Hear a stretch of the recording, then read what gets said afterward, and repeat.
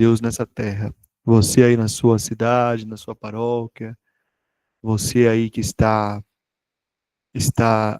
hoje evangelizando, se preparando. Vamos pedir que Deus nos ilumine com muita coragem, nossa, de aceitar a iluminação de Deus também. Pensa na tua família nesse momento, nos teus catequizandos, na tua paróquia. Em nome do Pai, do Filho e do Espírito Santo. Amém.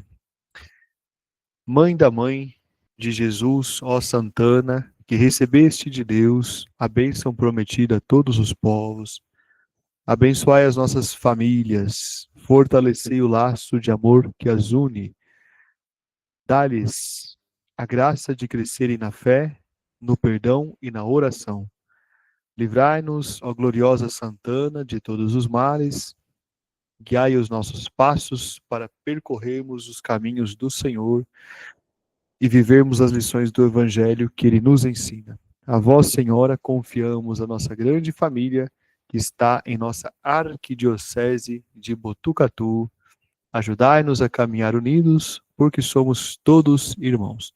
Em nome do Pai, do Filho e do Espírito Santo. Amém. Meus queridos amigos e amigas, boa noite.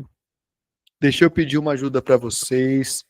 Onde foi que paramos na aula passada? Quem poderia me lembrar? Eita, meu Deus, hein? Eu tenho duas marcações aqui, não sei qual que é a correta. A princípio, hoje, a gente falaria da oração cristã, né? É isso mesmo, né? Isso, parte 1. Parte 1.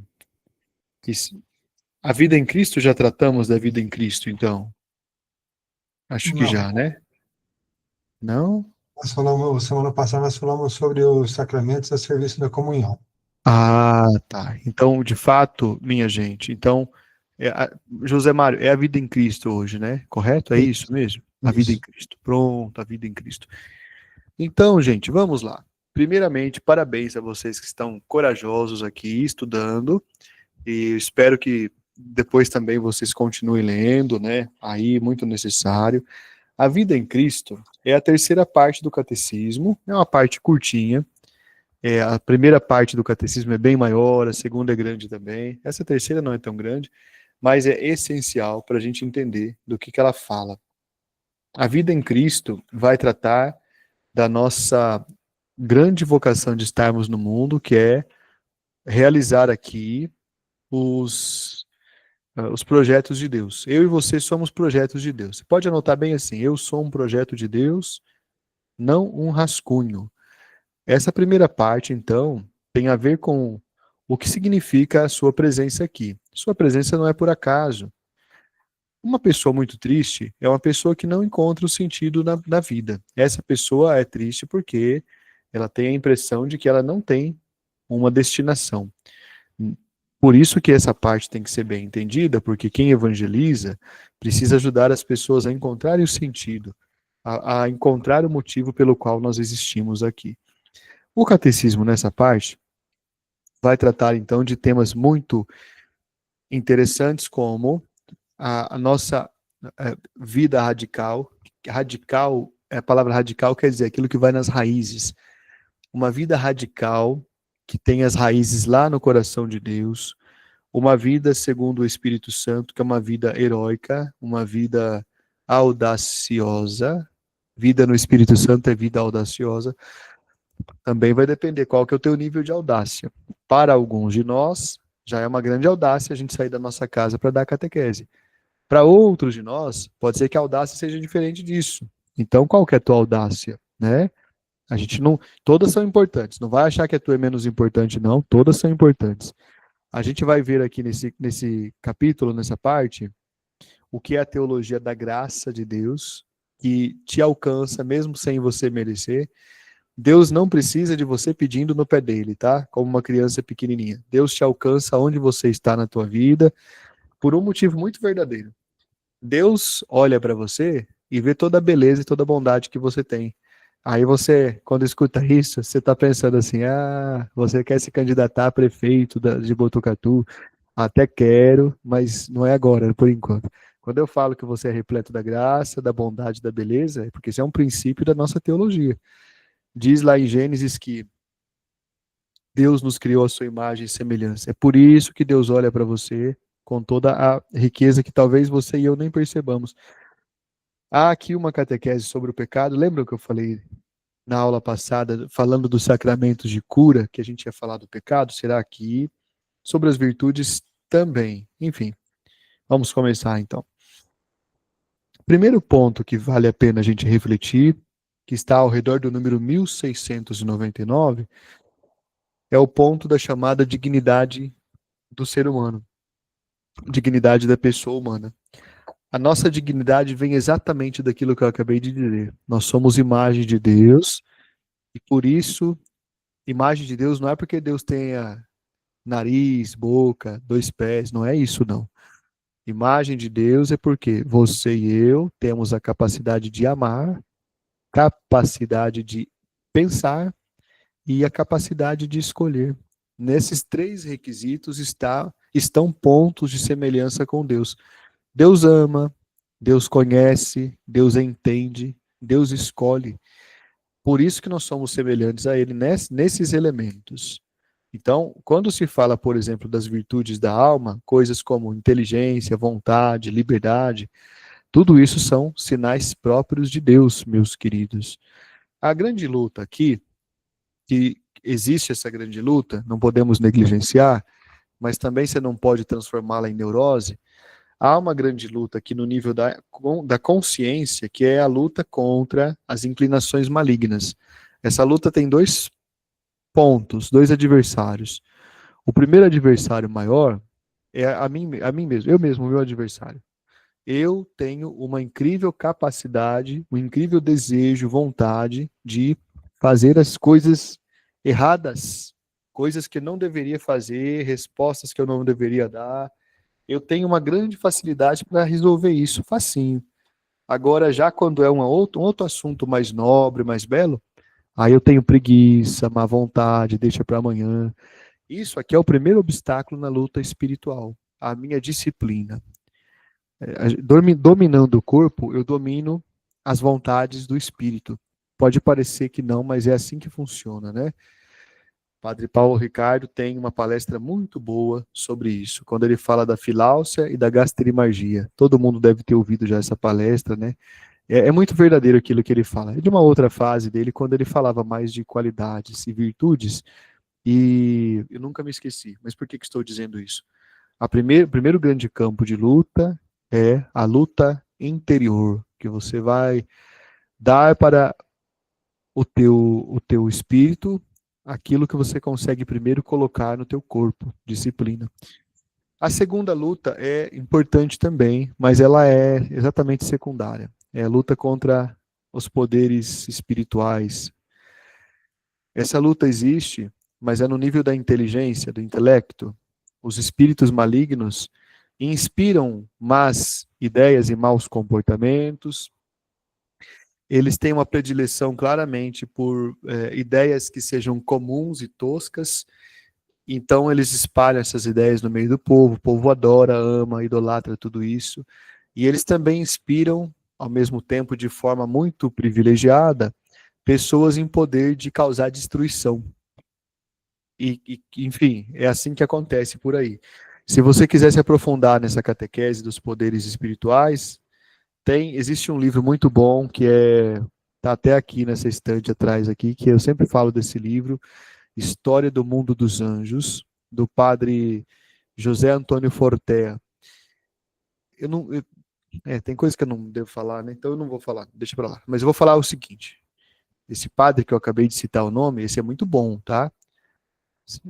Bons entendedores vão entender o que estou dizendo. Esse padre é muito bom. Agora, algum padre que aparece em televisão, agora está aparecendo em podcast, algum padre assim de outro país, esses são confusos, viu? O padre José Antônio Forte é de outro país, mas ele é um padre muito bom, muito inteligente, muito de acordo com a doutrina. Ah, mas pode algum padre exorcista ser contra a doutrina? Pode. Ele pode ser tão fantasioso, ele pode ser tão fraco na interpretação dele que ele vai macular a doutrina, viu?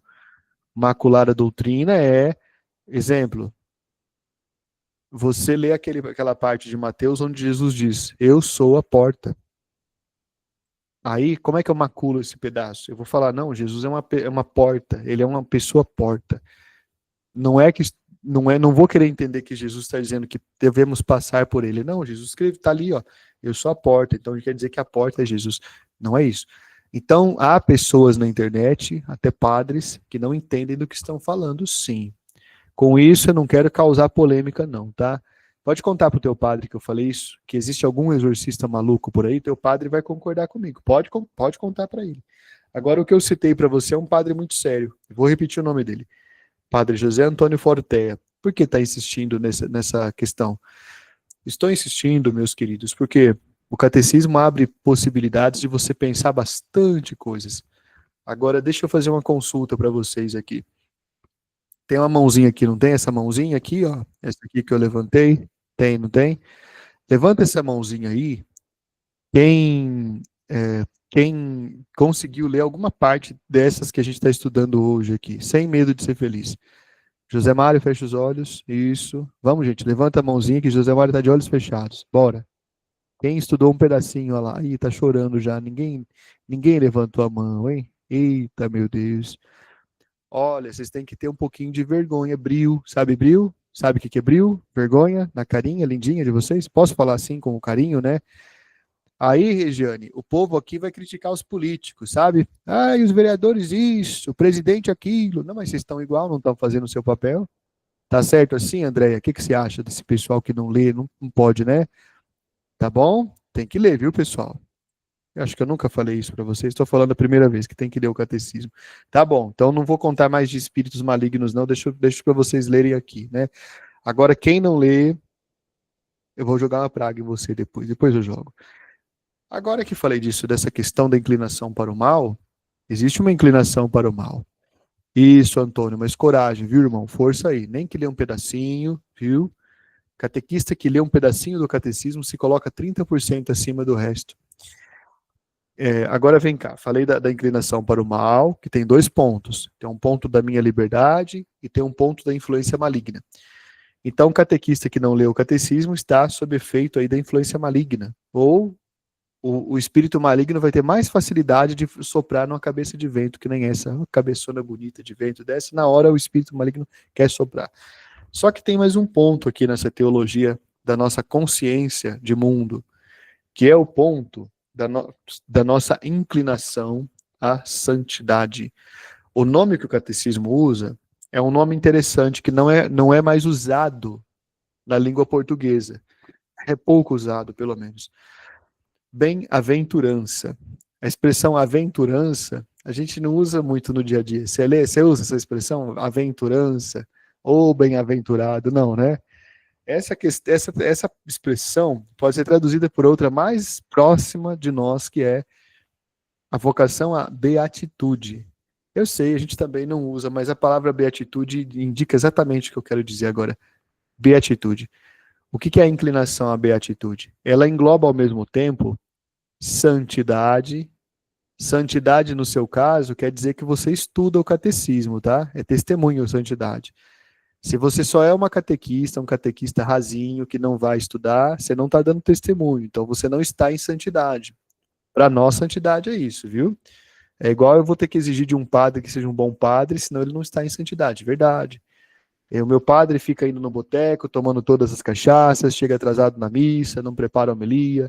Na hora da homilia, ele vai ler o jornal Folha de São Paulo, porque ele não tem homilia. Aí ele vai contar uma piada que não tem graça, vai contar da vida dele. Isso é falta de santidade. Ele não está agindo de acordo com a vocação. Catequista embrulhão, catequista embrulhona, com muito amor, que eu sou catequista igual a você, tá? Mas não quero que você seja embrulhão, não. Então faz a mesma coisa. A vocação à beatitude é essas 2 questões. Eu dou testemunho, eu sou feliz no meu testemunho, eu me encaminho na santidade. Santidade quer dizer evolução moral. Ah, então quer dizer que a dona, fala um nome aí, dona Lutgarta, pronto. A dona Lutgarta é uma boa católica, ela é maravilhosa, Ela está vindo na missa desde que ela tinha 3 anos de idade. E a dona Lutigaita tem melhoria espiritual? Ela tem conversão moral? Não. Ela está do mesmo jeitinho desde sempre. Então, paralisou no tempo. Você também que não tem evolução moral, que não adquire novos conteúdos, não adquire novas formas de pensar, paralisou também. Então você não está de acordo com a beatitude. Vamos lembrar de novo, beatitude. Felicidade de estar a caminho da santidade, testemunho alegre, feliz e verdadeiro. É verdadeiro, não é um testemunho, eu falo que eu dou testemunho e não dou, não. E também, tá tudo aqui, gente, é 1718. E também uma evolução moral. Então, testemunho, felicidade e mudança, melhoria, conversão ou elevação moral. É isso que é a nossa vocação à beatitude. Na vocação à beatitude, Deus colocou diante de nós uma possibilidade interessante, chamada de 10 mandamentos. A gente vai ver já os 10 mandamentos. Mas os 10 mandamentos começam com um capítulo anterior. Um capítulo fascinante que eu sei que você adora, que você gosta. Quem de nós aqui não gosta de acompanhar uma novela, um filme? Novela que eu digo pode ser um livro, pode ser uma boa novela. Vocês lembram de uma novela chamada Éramos Seis? Acho que não lembram não, né? Éramos Seis? Ah, Regiane, você é mocinha, você não vai saber. Você sabe, você conhece? Uma novela chamada Meu Pé de Laranja Lima. Antônio, você já viu essa novela? Já viu? Ah, mas vocês são muito cultos, o que é isso? José Mário, pode passar todo mundo de ano aqui, que eles são cultos, né? Essas novelas, por exemplo, boas novelas, né? Tem outras aí. Essas boas novelas, elas têm uma coisa interessante. Elas prendem nossa capacidade ela prende a nossa atenção, porque a gente fica pensando o que o personagem vai fazer agora, qual vai ser a próxima liberdade, qual vai ser o uso da liberdade dele.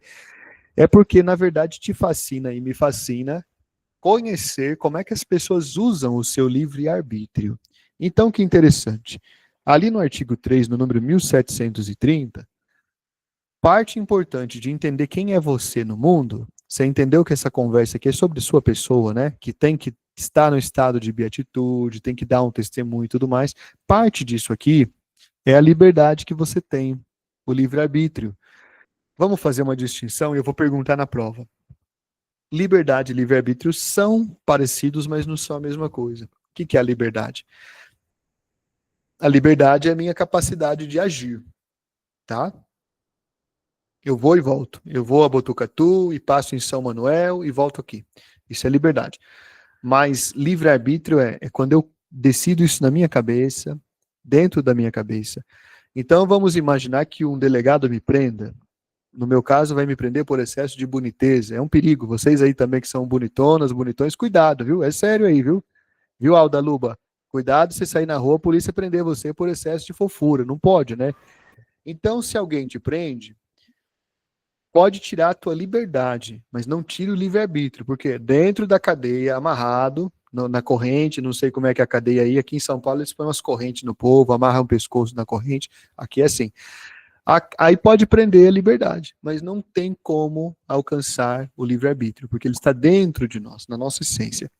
Por isso que, quando se fala de evolução moral, quando se fala da vida em Cristo, fala-se dessa vocação que você tem para alcançar a beatitude, fala-se desse critério tão interessante que é como eu uso minha liberdade.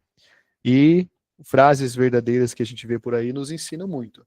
Uma frase que eu penso e rezo essa frase, desde que eu aprendi essa frase, num livro católico muito antigo. Eu sou a soma de todas as escolhas que tomei anteriormente. Ou essa frase pode ser dita de outra forma. Pode dizer, escreva assim: eu sou o resultado de todas as minhas escolhas anteriores. Vou repetir. Eu sou o resultado de todas as minhas escolhas anteriores. É isso. Você, hoje, quem você é. Se você caminhou mais aí no sentido da sua realização pessoal, se você conseguiu constituir uma boa família, em grande parte depende de você, outra parte não depende. Se você é uma catequista, um catequista exemplar, nota 1000, que já leu o catecismo inteirinho, e por isso os espíritos malignos não vão atrapalhar você nunca mais. Se você é uma pessoa que cultivou bem sua saúde, vai envelhecer bem. Tudo isso é essa frase aí, sendo uma espécie de seta, guia, da providência santíssima na tua vida. Eu sou o resultado de todas as minhas escolhas anteriores. A pessoa virtuosa, que é o futuro santo, a futura santa, não é exatamente a pessoa que não erra. O futuro santo erra também. Ele tem um momento em que ele pode errar, só que ele tem muito forte diante dele que tudo que ele faz hoje vai resultar em alguma questão que ele tem que organizar depois, né? E você aí, meu querido, que parte da tua vida hoje, minha querida, que você tem que resolver na tua vida? Que parte será que é? Vamos fazer um negócio? Nessa parte aí do catecismo, ao redor do número 1739, escreve pequenininho. Que parte da tua vida que está faltando resolver mais hoje? Tudo isso tem ligação com o projeto de vida que é você. Você já escreveu a frase também, eu sou um projeto, não um rascunho. Pois então, aí perto dessa frase você coloca assim, que parte? Será que eu preciso resolver a minha vida espiritual? Eu preciso resolver a minha vida intelectual? Eu tenho que resolver a minha vida afetiva? A minha vida profissional? Será que a minha vida financeira que não está me dando paz? Aliás, eu quero o endereço de vocês, que eu quero mandar um presente para vocês chamado boleto. Eu não sabia que existia. De uma vez recebi 4 boletos. Eu não quero. Então, que parte da tua vida que precisa ser resolvida aí? Todas as partes são importantes. A luta pela sobrevivência é importante. Como você se relaciona com a pessoa que você escolheu para ser sua esposa, seu esposo, namorada, namorado, tudo é importante, né? O filho é um projeto, o pai e a mãe também são um projeto. Você não cuida dos seus pais velhinhos? Também são projetos. Então, que parte da tua vida aqui hoje que você tem que olhar com atenção, né? Tá aqui essa parte, bonitinho aqui, ó. A liberdade humana. É engraçado o nome. O nome que está aqui, no número 1379, é assim, ó. A liberdade humana na economia da salvação. Economia da salvação. Não tem a ver com dinheiro isso aqui, pode ficar tranquilo, tá? Alguém perguntou aqui, tem que chamar o ministro Haddad para resolver, que ele é o ministro da economia? Não. Economia da salvação é a forma, o modo como Deus vai operando a sua salvação na minha vida. Olha, pode não parecer não, viu? Mas essa aula de hoje é parte da economia da salvação na tua vida. Por quê? Se você está atenta, está atento, está pegando conceitos que você vai aplicar na tua vida pessoal, porque Jesus quer te ver bem e feliz, e você vai pegar conceitos que vai usar com tuas catequeses. Maravilha. A economia da salvação acontece diariamente na nossa vida. Aconteceu uma vez quando você conheceu aquela catequista que te converteu, o padre que te iluminou. Enfim, hoje é parte disso também. José Mário, conte para nós, meu irmão, diga. Alteres, deixa eu só fazer uma colocação e até tirar uma dúvida com você. Eu preparei uma aula, na verdade, todos os semestres eu falo sobre essa aula, sobre a nova era. Mas nessa última aula que a gente teve agora, eu peguei pelo catecismo da igreja exatamente essa parte, onde fala da liberdade humana, a ameaça da liberdade, e onde fala ali também da liberdade e a salvação. E fiz uma ligação com a nova era. Dentro do seu ponto de vista, está certa essa ligação? Porque hoje eu coloquei no sentido assim, de que o mundo oferece uma liberdade que nós muitas vezes confundimos liberdade com libertinagem, e nos afastamos de Deus, nos entregando as coisas mundanas, achando que a liberdade que nós temos é para nos entregarmos as coisas do mundo e que Deus nos aprisiona. Eu falei nesse sentido. Esse contexto está certo com essa colocação que está aqui no catecismo, ou eu viajei muito? Eu entendi que você está virando para a nova era agora, José Mário. Não, seja católico. Você não quer ficar católico mais? O que aconteceu? Tô É que brincando. eu falo para eles, né, terem um pouco de medo da nova era. Tô brincando. Não, tá super correto. Eu acrescentaria o seguinte, né? De fato, o que é a nova era para quem talvez não tenha familiaridade? Nova era é um amplo complexo de propostas religiosas das mais disparatadas naturezas possíveis e imagináveis. Aliás, modéstia às favas, eu sou um dos maiores pesquisadores de um ramo da nova era. Pode digitar meu nome na internet aí, digita assim, Altieres dos Santos, Vale do Amanhecer. Eu fiz uma pesquisa a pedido dos nossos bispos queriam mapear esse movimento, que é muito grande. E engloba várias tendências da nova era. Então eu fiz uma pesquisa de nova era, virou uma tese de doutorado, inclusive, tá aí, todo mundo gostou, ganhou até prêmio, mas para prestar esse serviço para a igreja, né? Eu liguei um radar para a Igreja Católica perceber esse movimento. Então a sua conexão com a questão da liberdade está totalmente correta. Acrescento ainda que não é só a nova era que exerce algum tipo de relação com o mau uso da liberdade. Uma pessoa que sai da Igreja Católica e vai na igreja do pentecostal lá, só porque o homem fala, me dê R$ 1.000 e eu vou curar a sua enfermidade, me dê R$ 2.000, 5 milhões que eu vou te dar uma caminhonete. Essa pessoa também, que está indo lá pela própria liberdade dela, está usando a liberdade para fins incorretos. E eu entendi que na sua fala, você faz uma excelente conexão entre liberdade e moralidade, quando você usa essa comparação de liberdade e libertinagem. E aí, isso já ainda respondendo a essa questão que José Mário apresenta, a gente pensa o seguinte a respeito disso. Como é que a gente sabe que uma coisa é moralmente correta? Por que que isso tem a ver com isso, com essa questão? Porque no fim das contas, olha só o que eu vou te falar, tá? Fazer boas escolhas depende de bons conhecimentos. Você sabia disso? Eu posso falar uma provocação das mais sérias para vocês e mais cabeludas? Se você diz que é católico e você diz que evangeliza e você não conhece o catecismo, eu afirmo, você pode mudar meu nome para Marcos Antônio ou qualquer nome que você quiser, mas eu afirmo sem medo de errar. Se eu errar, você muda meu nome. Quem não conhece bem a doutrina não tem condições de fazer boas escolhas. Por quê? Fará escolhas com base em achismos, com base em coisas assim meio soltas. Para fazer boas escolhas morais, você precisa entender bem o que é o alvo, a escolha, o objeto. Vamos chamar de objeto? Objeto é aquilo que eu desejo. Eu posso desejar muita coisa? Posso. Faz rapidinho no teu caderno aí três desejos que você tem. Três desejos. Como é que eu posso dizer? Desejos reconhecidos, tá? Põe aí. Três desejos reconhecidos que você tem. Isso. Põe aí. O que são os três desejos reconhecidos? Coisas que você pode falar aqui ao vivo, tá bom? Você pode falar que você quer uma casa, que você quer R$ 1 milhão. Tudo isso é legítimo, é reconhecido, né?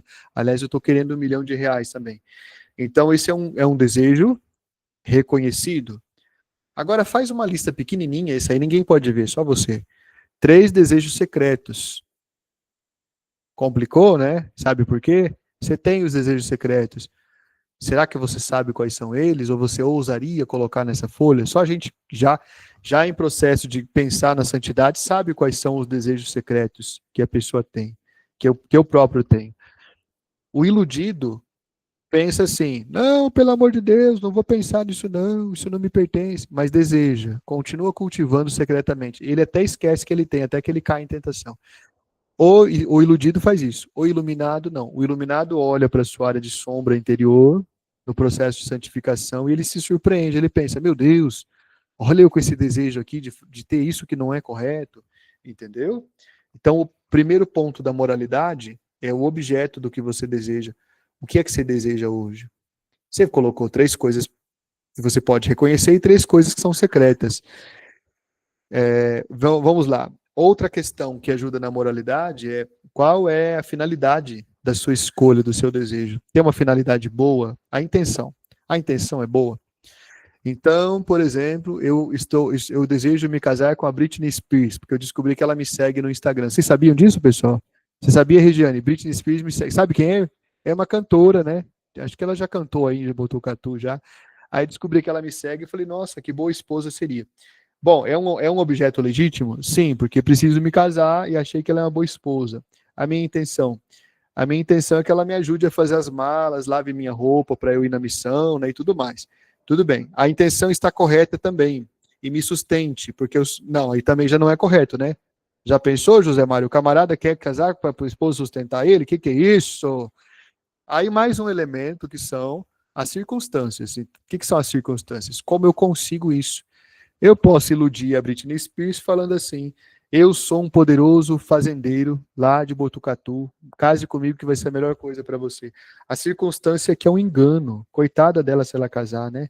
Então nós temos três coisas como fonte de moralidade que não são claras para as pessoas. Papel de catequista é ajudar a pessoa a entender qual o objeto, qual a intenção e quais as circunstâncias. Você sabia disso, né, catequista? Quais são esses três pontos? Tem que estar claro na ponta da sua língua para você ajudar as pessoas a fazerem escolhas boas.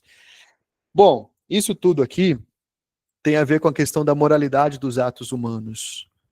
Quando o José Mário disse que hoje muitas pessoas confundem liberdade com libertinagem, está mais ou menos nessa questão. Exemplo prático que eu tenho que apacentar o fogo dos meus catequizandos aqui, porque eu sou catequista de crisma, né? Vocês sabem disso, tem aqui também. Catequizando de crisma pega fogo, porque tem um negócio, tem um negócio nas veias deles. A minha avó escutava um médico falar na televisão e assustava. E aí, um dia, e eu vendo aquela cena, e aí a minha avó chamou minha tia e minha mãe na porta da casa dela, as casas eram perto, o quintal era o mesmo, e falou assim: minhas filhas, eu descobri por que esses meninos estão encapetados. Esses meninos eram eu e meus primos, né? A gente subia, um caiu dentro do poço uma vez, sujou toda a água, um rolo. O outro soltou o cavalo na roça do outro homem lá. E a minha avó, naquele meio, rezava, apertava com os dedos todos doloridos, tanto rezar o terço. Aí ela escutou o médico falando assim, que tinha um negócio na veia das pessoas que atrapalhava elas na adolescência, na idade ali de 11 até 15 anos. Aí ela chamou minha mãe e minha tia e comunicou solenemente: eu sei o que esses meninos têm, o médico acabou de falar, eles têm o demônio circulando pela veia deles. A minha tia quase caiu de costas, minha mãe disse: credo, mamãe, o que é isso? Minha tia foi lá ver, o médico estava falando de hormônios, que os hormônios, não demônios, né? Então, adolescentes têm hormônios, mas eu falo para os meus que eles têm demônios também. Por que eu estou falando isso para vocês? Muitos dos nossos atos são causados pelas nossas inclinações naturais. Uma pessoa jovem tem, naturalmente, um desequilíbrio hormonal, mas uma moça também que está entrando na sua menopausa tem desequilíbrios hormonais também, que no caso deixam ela mais propensa a jogar fogo pela venta, né? Sabe? Assim, uma destruição de Game of Thrones, mais ou menos isso, do que o menino e a menina que ficam todos doidos. Mas isso tudo para dizer que ensinar moralidade é algo que você tem que fazer com leveza, com tranquilidade, porque teu catequizando que hoje é criança, amanhã é adolescente, ou então amanhã é adolescente, ou então teu catequizando que é jovem adulto, ele ainda é influenciado pelos elementos corporais, pelos elementos que a gente não controla muito. Por isso, ensinar moralidade é um ponto interessante para distinguir entre o que são os atos bons e maus. Os atos bons e maus estão ligados, então, a toda essa questão do objeto, da intenção e da circunstância que eu consiga alguma coisa. Veja, na teologia católica, os grandes santos já pensaram sobre esse assunto. E aí eles usaram o termo chamado pathos, paixão, as paixões humanas. Ah, você lembra da paixão de Cristo? Sim. Aquele pathos, a paixão de Cristo, pathos é paixão em grego, né? Aquela paixão de Cristo, ela foi uma entrega, foi um amor muito grande, no sentido de sofrimento, tá? A paixão de Cristo está ligada a sofrimento. E as paixões humanas também. O termo paixões humanas está ligado a sofrimento também. Por quê? Porque a gente pode, a partir delas, estabelecer uma vida muito desequilibrada ou até uma vida muito virtuosa. E não são as paixões que fazem isso, mas é como eu me sento nessa cela desse cavalo bravo chamado paixões. Vocês têm cavalo em casa aí? Tem cavalo? Andréia, tem cavalo? Tem cavalo aí? Eu já tive muito. Você tem cavalo aí, Tiago? Tive muito, hoje não tenho mais. Mas tive bastante. Eita, mas não tem mais. Credo. Difícil, né? Cuidar, tudo mais. Não. Sinceramente, que pobreza. Todo mundo achando um cavalo aí para na aula que vem eu perguntar, vocês falarem que tem cavalo, viu?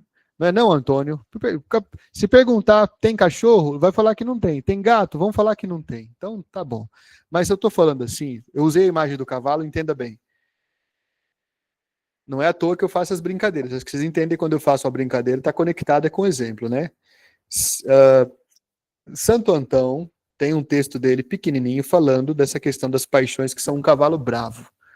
É isso que eu estou dizendo. Quando eu brinquei com o cavalo, se vocês têm cavalo, eu quero dizer, todo mundo aqui tem um cavalo bravo chamado paixão.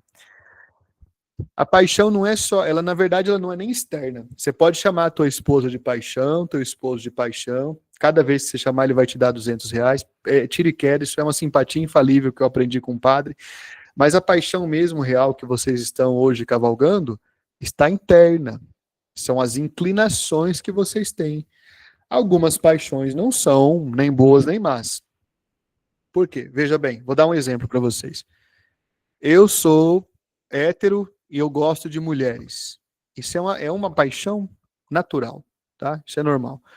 Pode ser desequilibrado a partir do ponto em que eu fico tão alucinado que eu começo a ir em cabarés, em Casa da Luz Vermelha, que é um lugar que tem várias mulheres. E aí desequilibra.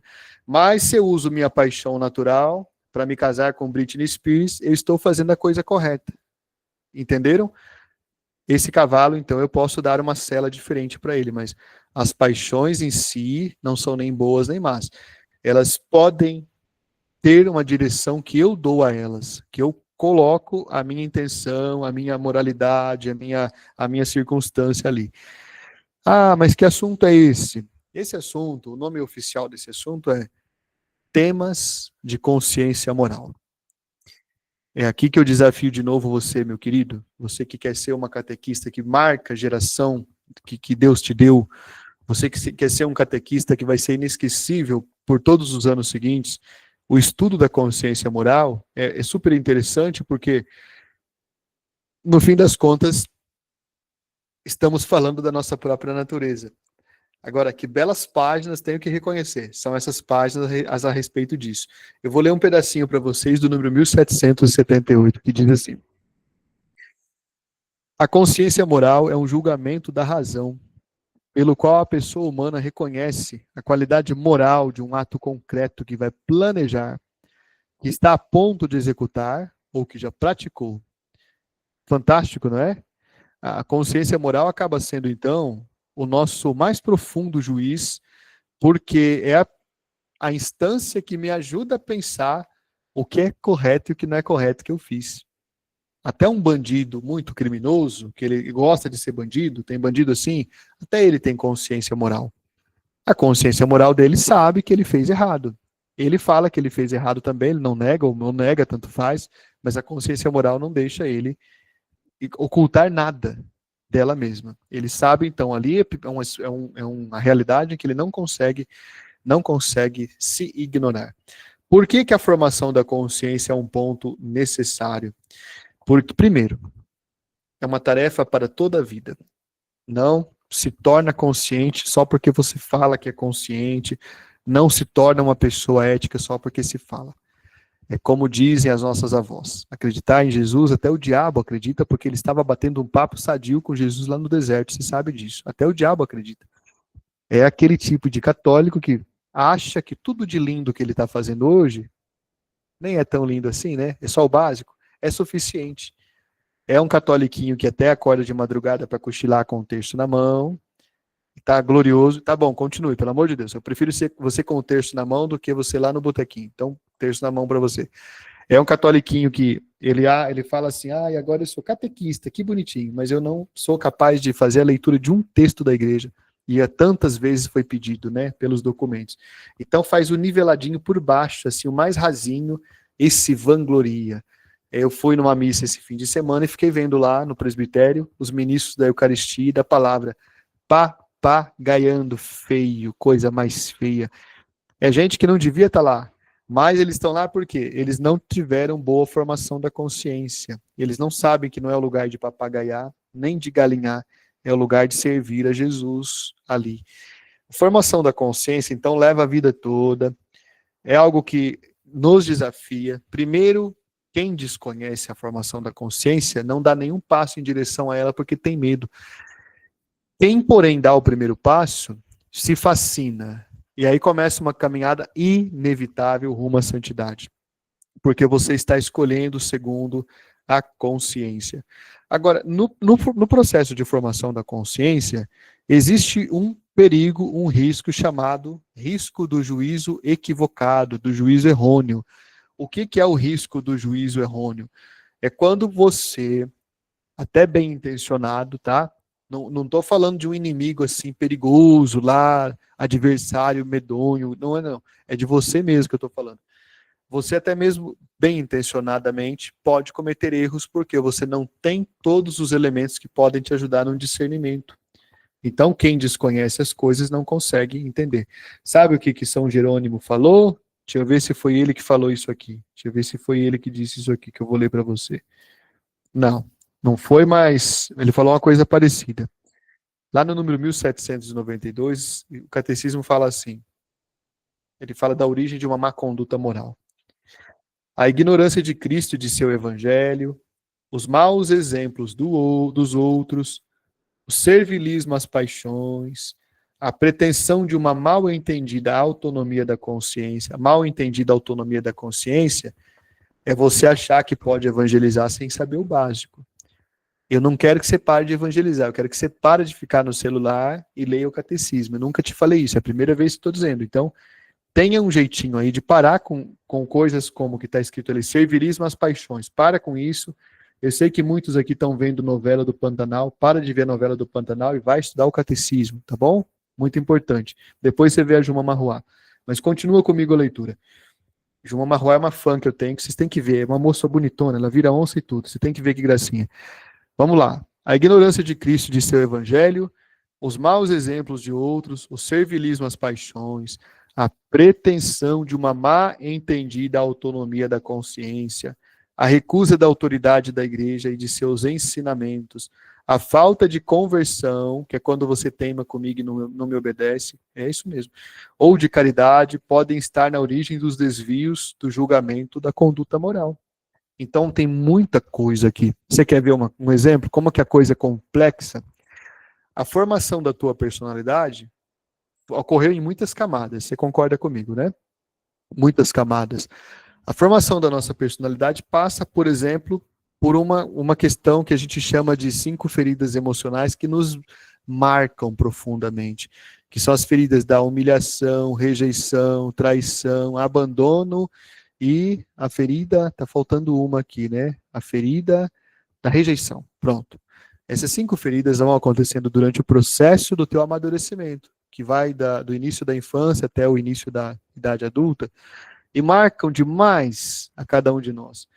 Quando a gente tem um problema desses, quando eu estou dizendo que a nossa personalidade tem muitas camadas, às vezes mal organizadas e mal resolvidas, é muito mais fácil a gente que não iniciou um processo de iluminação interior, que o catolicismo chama de conversão, é muito mais fácil a gente ter um erro de julgamento ou de conduta moral.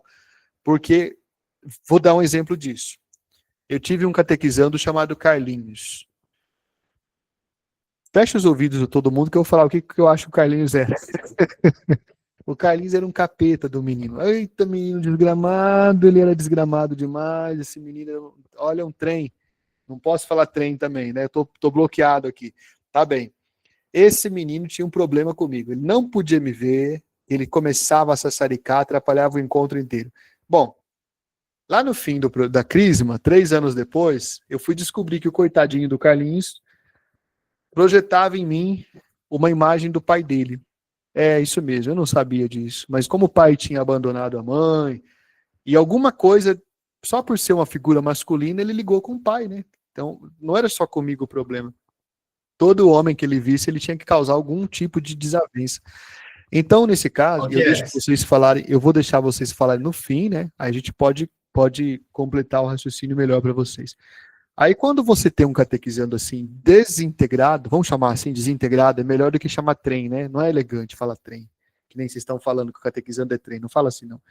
Então, quando você tem uma pessoa desintegrada diante de você, coitadinha, é que no fim das contas, eu que não sei a história dela, não imagino que ela passou por um processo confuso de formação da personalidade que deformou quem ela é hoje.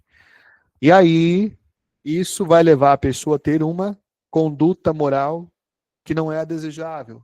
Vai favorecer muito, sim. Viu? Vai favorecer muito. Bom, posso falar de mais coisas aqui. Falando de condutas morais, você entende que a gente vai falar de um ponto que todos os santos de todas as épocas explicaram admiravelmente bem, que é para você consertar essa parte deformada da sua personalidade. Vamos fazer um exercício rápido. Escreve pequenininho no teu caderno aí. Qual é a parte da tua personalidade que você acha que é deformada? Ou que tem algum tipo de inconstância? Vamos de novo? Será que é a tua dimensão familiar? Será que é a dimensão afetiva? A dimensão sexual? Será que é a dimensão da memória, porque você tem dificuldade de perdoar? Será que é a dimensão da autoestima, porque você não se confia? Jesus quer ver você inteira, inteiro. O futuro santo, a futura santa, é quem olha para essas coisas e entende. Ah, aqui eu tenho uma coisinha para melhorar. De novo, o ingênuo não aceita. O ingênuo é meio bobão mesmo, né? Ele é meio bocozão. Oh, isso daí eu não tenho, não. Tem sim, você que não quer ver. Então eu quero que você seja não o ingênuo ou iluminado. Não a ingênua, a iluminada, tá bom? Então, você escreveu aí bem pequenininho, só você que sabe. Quem lê isso aí não vai nem saber do que se trata. Que parte da tua vida que talvez tenha uma deformação, que nesse advento você vai colocar diante da manjedoura. Ó, que bom, né? Melhor, para mim, o tempo mais lindo é esse. Depois vem, eu gosto muito do tempo do advento. Dá para a gente pensar isso. Aí sim, eu falava para você. Os santos e santas pensaram numa questão muito interessante. Minhas queridas e meus queridos teólogos que estão aqui, né? Catequista é teólogo, não tem jeito, é teólogo. A questão das virtudes. O que é a virtude é o quê? A virtude é uma disposição firme e constante para fazer o bem. Tome nota. A virtude é uma disposição firme e constante para fazer o bem. É isso que a virtude é. A virtude é um treinamento. Eu sei que todo mundo aqui é bombadão, que vai na academia, qualquer coisa assim, né? Não sei. A virtude é mais ou menos a academia da alma. E nessa academia da alma você vai exercitando, exercitando, vai ficando musculosona, não, como é que fala assim, gente? Bombadona, né? Vai ficando uma alma bombadona nas virtudes, não é? Alda Luba, você está bombadona nas virtudes? Com certeza, né? Isso, continue sendo, tá bom. As virtudes não são fáceis de serem praticadas, exigem consciência, intenção e circunstância. E aí você vai ser provado. Aí a gente tem classicamente as famosas virtudes cardeais. Por que cardeais? A palavra cardo lembra aquilo que articula. É um eixo, né? Cardo é eixo. Desse eixo saem várias pontas desse eixo. Ou seja, essas virtudes axis, o nome delas também é esse, as virtudes eixos são virtudes que dão origem a outras virtudes. Por exemplo, nós temos aqui a prudência, a justiça, a fortaleza e a temperança. A prudência é aquela que te ajuda na tua capacidade de usar corretamente a inteligência, o senso. O imprudente não é só aquele que toma uma atitude temerária, é aquele que fala uma besteira, uma borracha, porque ele não sabe. Aí você vai na internet e vê o povo tudo falando de futebol, né, de política, de qualquer coisa, de religião. Nossa Senhora, falta prudência, porque está falando de coisas que nem sempre entendem. A segunda virtude é a justiça. A justiça é a firme vontade de dar a Deus o que é devido a Deus, de fazer as coisas corretas. A justiça é a vontade que não se abala de fazer as coisas corretas, sempre as coisas da melhor forma possível. Não, então uma pessoa, por exemplo, passa na minha rua um senhor vendendo redes, toda vez ele passa. A rede que ele vende é muito bem feita, porque é um algodão que já é colorido, você sabia disso, né? Bonito mesmo. Aquela rede deve custar uns R$500. Ele passa, coitadinho, querendo ir embora, ele passa vendendo por 300. Aí eu vou lá e falo para ele assim, eu tenho 150, você quer? Vamos fechar e pegar ou largar? Ele vai tomar um prejuízo só para ele ter um dinheirinho para voltar. Depois ele vai ter que arrumar o dinheiro que faltou lá, ou ele não vai ter a parte da lucratividade dele. É correto isso? Será que é correto isso? Será que é correto isso? Não é correto isso. Ou então a pessoa que negligencia o pagamento da pessoa humilde. Eu contrato uma pessoa humilde para trabalhar para mim, eu sei que ela é humilde, aí eu fico querendo pagar o menor valor possível, mas depois eu vou no shopping e me encharco de bugiganga que eu nem preciso. Essa é uma pessoa injusta. Aí temos a virtude da fortaleza, que é a terceira. A virtude da fortaleza é a qualidade que te dá segurança para fazer as escolhas corretas. Por exemplo, eu escolho não comprar a rede por 150, mas eu pago 400, porque é o que ele merece, ou 500, que é o que ele pede. Eu escolho não ficar, sabe, falo pro pedreiro, faz mais barato, faz mais barato. Eu sei que ele tem uma criancinha para sustentar. Então a minha fortaleza me dá o quê?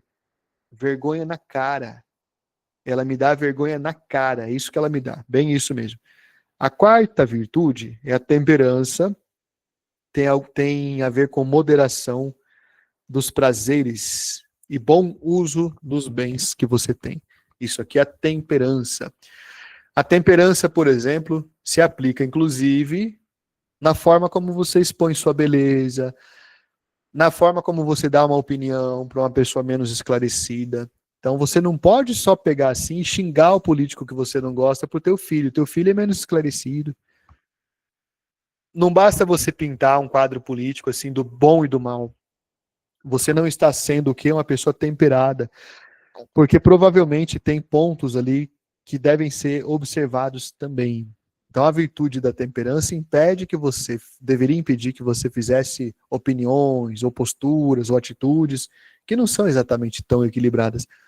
E a maior parte das pessoas só percebe a falta dessa virtude tão bonita, que é a temperança, quando um outro falou mal de você sem saber quem você é. Aí você sente na pele o que a falta de temperança é capaz de fazer, a falta de caridade. Aí nós temos então toda uma ligação com a graça que acontece na nossa vida, também por meio das virtudes teologais da fé, da esperança e do amor. A esperança é uma confiança sincera e tranquila, ela não é uma coisa fictícia, isolada. O que mais que eu posso dizer para vocês? E a fé, tem que falar da fé. A fé também é uma forma de concretizar na minha vida aquilo que eu interiormente sei que existe. Fé não é você ter uma figuração na tua cabeça. Isso não é fé, não. O que é figuração? Eu imagino que exista Maria e os anjos. Eu sei, está imaginando. A fé realmente é como é que você se comporta sabendo que eles existem. Isso é fé. Isso que é fé. Só saber que Jesus, nosso Senhor, está no céu, isso não é fé, não. Isso aí é uma crença. Agora, eu sei que Jesus está no céu, eu tento ser um novo Jesus aqui na terra. Isso é fé. A fé tem alguma coisa a ver com obras práticas também, segundo São Tiago. E é o que vai dizer exatamente a última das virtudes, que é o amor, ou caritas, caridade. Caridade é quando eu manifesto concretamente esse amor de Deus. Bom, a gente fala também dos dons do Espírito Santo, dos frutos, e agora a gente vai entrar na parte do pecado. O que é o pecado? Tudo isso para falar. Vamos retomar o que eu falei até agora? A gente falou da nossa vocação à beatitude, falamos por que estamos aqui, qual o sentido da vida, falamos que parte importante da vida é que eu sou imagem e semelhança de Deus, ou seja, sou capaz de amar, sentir, lembrar, escolher. E nesse caso, quando eu amo, sinto, escolho, eu posso errar, eu posso acertar. Eu posso cometer um erro ou posso cometer um acerto. Eu posso fazer o bem ou fazer o mal quando eu preciso fazer escolhas. Por isso que você anotou duas coisas ali. Eu sou um projeto, não um rascunho, né? E também eu sou a somatória de todas as escolhas anteriores. E é essa somatória que agora vai te falar se você está mais para projeto ou mais para rascunho.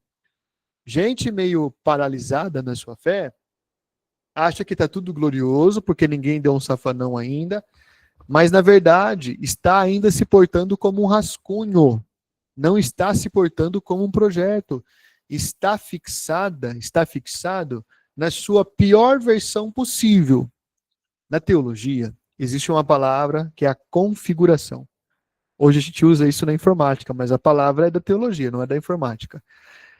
Configuração é quando eu olho para a minha prova real, para quem eu sou, e falo assim, isso não está condizente com o que Cristo espera de mim. E eu vou fazer aqui uma repaginação.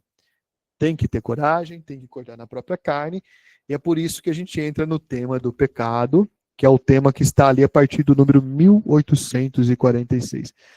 O que é o pecado, então, minha gente?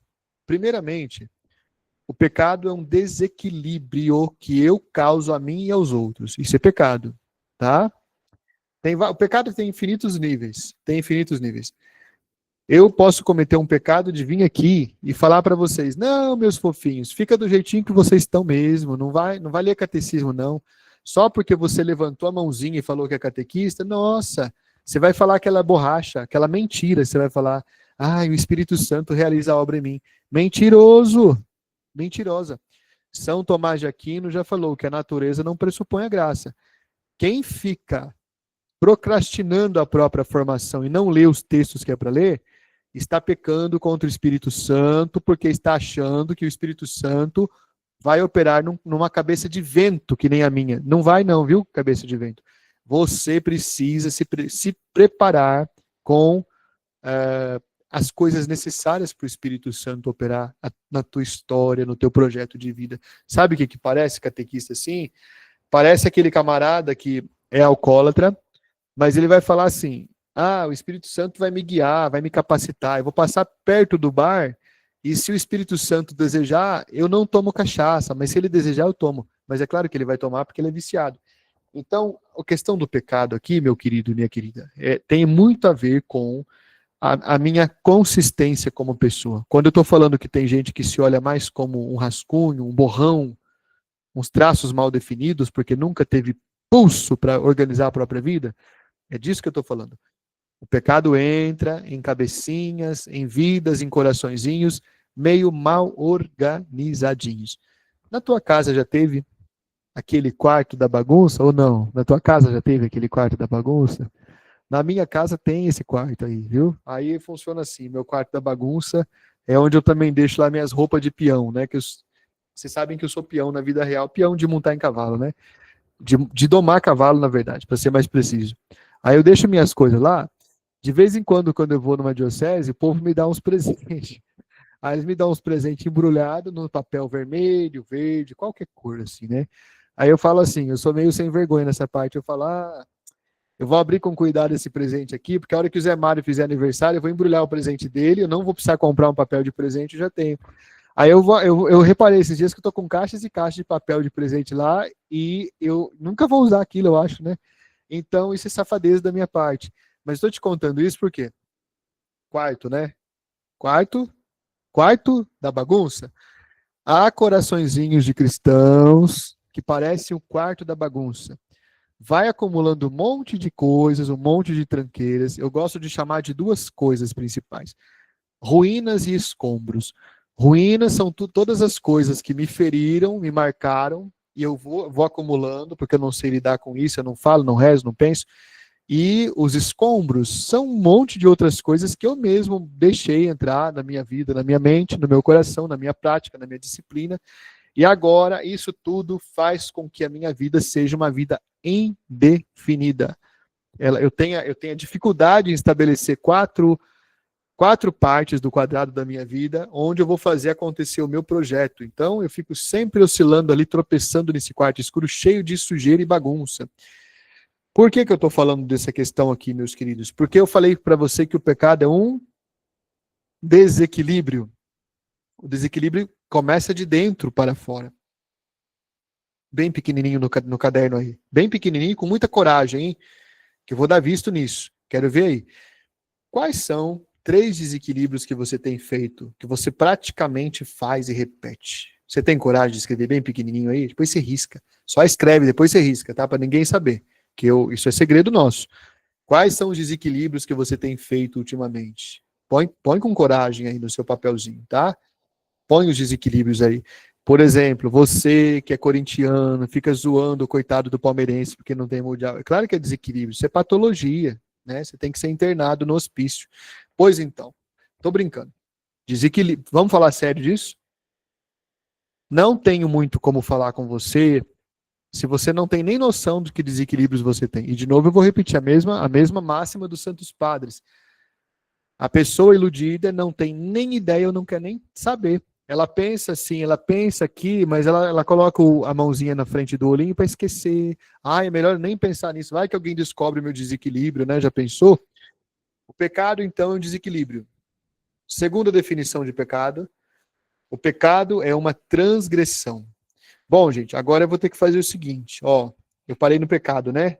Não parei no pecado, deu o quê? Que isso? Paramos aqui no estudo sobre o pecado, né? Se eu falo assim, você vai entender o que de mim? A gente vai voltar semana que vem. Vocês estão cansados da minha aula ou não? Estão magoados com a minha aula? Não? Tá bem. Pessoal, eu vou ter mais um compromisso, vou ter que sair correndo, mas a gente pode se falar na semana que vem. Como já começou lá o compromisso, eu agradeço muito. José Mário, querido, eu vou me despedir. Você conclui com a oração, você que é o nosso hebdomadário, e na semana que vem, Thiago, eu respondo. Peço mesmo perdão a vocês, viu? Ah, não. Gente, um abraço para vocês. Vou correr aqui, nos vemos, viu? Até breve. Tiago, já vou lá também. Pessoal, Ô, Zé Mário, só semana que vem você coloca a tequete de novo, né? Normal. Aí a gente, semana que vem, com o Thieres, depois dia 2, aí entramos em férias, tá? Tá, então é semana que vem, não vai ser daqui 15 dias então, daqui 7 Não, dias. vai ser dia 25, semana que vem. Tá? Beleza. Pessoal, eu vou pedir para o Padre Nelson, ele está na sala, né? O Padre Nelson está aí? Para ele encerrar para nós. Padre, boa noite. E eu também vou para lá com o Altieres. Não deixem de nos assistir lá. Estou um pouco ansioso hoje. Padre, com o senhor. Muito bem, que Deus abençoe, né, nossos estudos, né, e no aprofundamento também daquilo que o Altieres colocou para nós nessa noite de hoje. Em nome do Pai, do Filho e do Espírito Santo. Amém. Paz e bem. Obrigado, Padre. Pessoal, obrigado. Até daqui a pouco e até semana que vem, se Deus quiser. Fiquem com Deus. Tchau.